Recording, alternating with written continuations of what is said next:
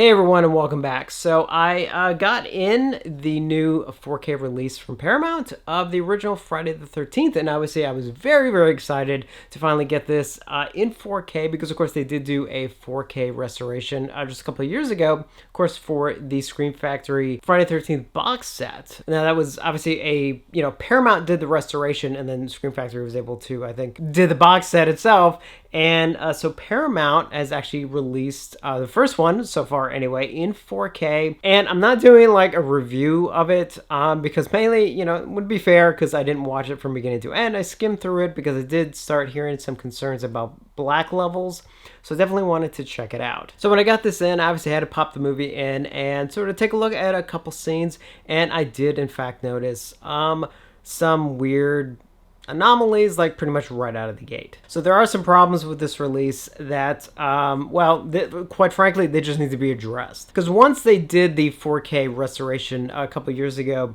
of the first four anyway, like even at the time I was just like, oh man, could you imagine what these would look like in 4K? And then finally we do have the first one, and unfortunately, it's messed up, and I'm going to go over everything that I've noticed. So what's happening here on this release, here, put this down. You guys know what I'm talking about.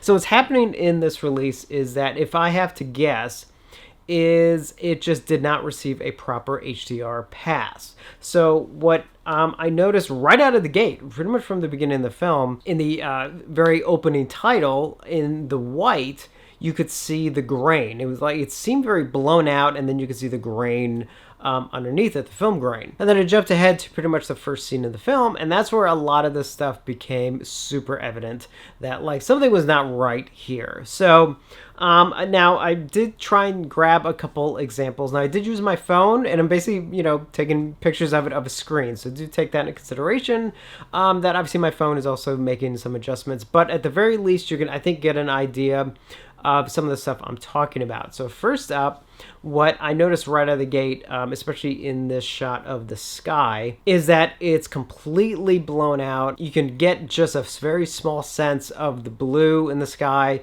and you're seeing a lot of noise, and that noise is the grain, because the image in that area is so bright, you're actually seeing the structure of the film grain underneath. Then what you have is sort of a kind of muddy darkness that's also happening as well, which you can see in some of the other scenes, specifically this one, because this one I did see brought up online. Here's a scene that takes place, in the day. They're out and about, and it just doesn't look as kind of bright and vibrant as it should. And what's happening also in this one is where, especially where the sun is kind of hitting, which I tried to grab a picture of here.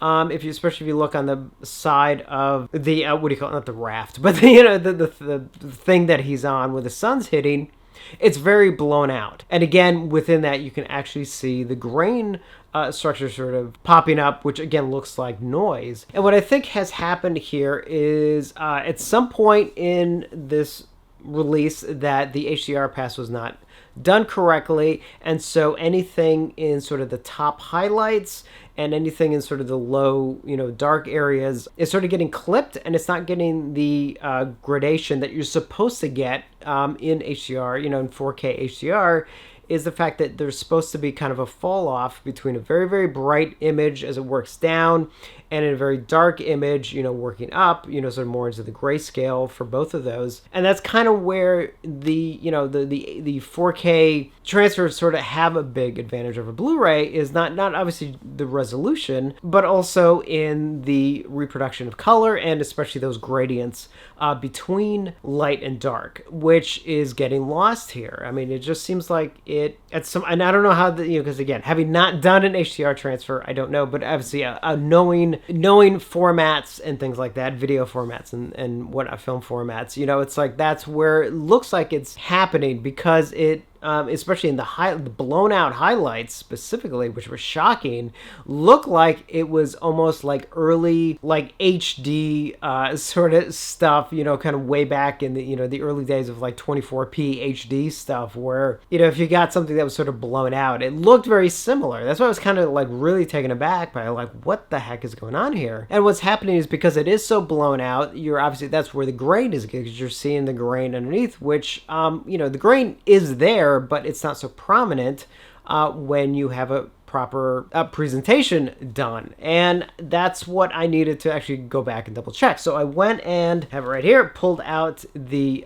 Blu-ray from the Scream Factory box set, which again has the same basic transfer, obviously, but it's for Blu-ray, not for 4K. And of course, it's, you know, a night and day difference. I mean, as you can see here, especially in that opening scene with the sky, you know, the sky, it has the blue color. Yeah, like if you look, you can see the grain, but it's not popping out at you. It doesn't have that harshness that the sky in the 4K version has. And anything that's blown, and again, anything that sort of has sort of very bright moment to it, is a light or whatever, has that problem. It's blown out and has the grain. And again, with the shadows, it's very muddy. You know, it's not a clean image, so and again, you don't have that nice fall off. So what's happening is it's actually almost bringing down the entire image. Now, I mean, technically, you know, a 4K HDR image is technically always going to be a little bit darker generally than a Blu-ray. Blu-rays usually are a little bit brighter, and that's just, again, it gets a little technical as to why that is. But I mean, that's a whole other video we can get into. But as far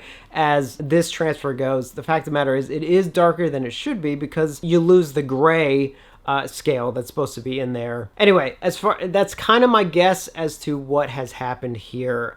That basically this was just not given the proper HDR pass that it was supposed to, because again, it's using the same 4K master. I believe anyway, as far as I could tell from everything I looked up, that it's the exact same 4K master that they created a couple years ago that originally first showed up on the Scream Factory Blu-ray. That's the basis, and that's a fantastic transfer. So all they have to do was do a proper, you know, HDR pass, and boom, there you go. And honestly, because the thing is that I think is especially frustrating about this is the fact that the sort of mid-range, for the most part, even though we are losing some of the grayscale in there, but the mid-range looks so good. Like, I could see the potential of what this 4K release could be. You know, you could get some more accurate color in a lot of scenes, and, you know, that I noticed real quick. Obviously, the resolution, that was probably the biggest jump. You know, sometimes when you go from a Blu-ray to the 4K, you know, sometimes with the resolution, it's like, yeah, I can see more, but it's not sometimes so night and day. But for some reason, this time,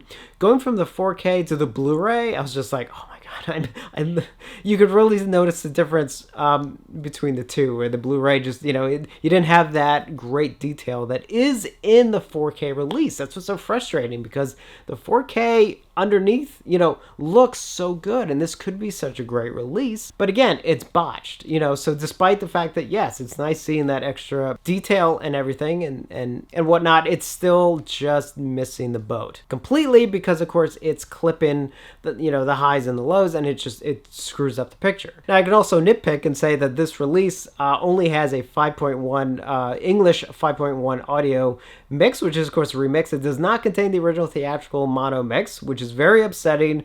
I wish a lot of these studios, Paramount especially, but also like Universal, I know like Warner Brothers is kind of iffy. Even Disney, I think, doesn't even do it. I think Sony's kind of the only one to do it that actually includes the original theatrical mix. Like, again, I don't mind remixes. I don't mind, you know, surround remixes, Dolby Atmos mixes, DTS-X remixes. Just always include the original theatrical mix. That should always be a plus. I know you guys probably get sick of me mentioning that, but that should be included on every catalog title ever from anyone. But I will say, you know, I did give them props, because even though obviously they don't have the Scream Factory extras, but they do have their original extras are actually on the 4K disc, which is kind of nice, so it's easy to access. And I do like that they actually did use the original poster artwork for the cover, you know, for the front, which I do appreciate. You know, if I have to say something positive, but by and large, because the HDR is messed up, this is not a good release, and I cannot recommend this. And honestly, Paramount, please, for the love of God, you need to fix this and do a replacement. You know, as much as like I really don't like to say negative things about things, you know, even releases that may not always be up to par, it's like, well, but you know, there are usually some good things you can find. But no, this is just botched, and this needs to be fixed. Because the thing is, if it is fixed, you know, especially if you add the theatrical mix, you know, just throwing that out there. But if they fix the picture, this will actually be a fantastic release. It'll actually look really great. So hopefully they do it. But the thing is, if this does not get fixed, I mean, I can tell you right now, unless I get a movie that shows up, and I open up the box and there's just no disc inside. Unless something like that happens on some other release, right now, this is probably my pick for worst release of the year. But if they fix it, that's going to be a whole other game, because again, I still think that this, especially the potential that I saw in some of the mid-range, this could look so good. So hopefully Paramount does the right thing and goes back, fixes it, and does a replacement, because this needs it badly. So if you picked it up and you've watched it, definitely let me know your thoughts, and let's just cross our fingers and hope Paramount does the right thing here. I hope they do. I really, really hope they do. So just want to bring this to your attention, and as always, thank you for watching, and I will see you on the next one.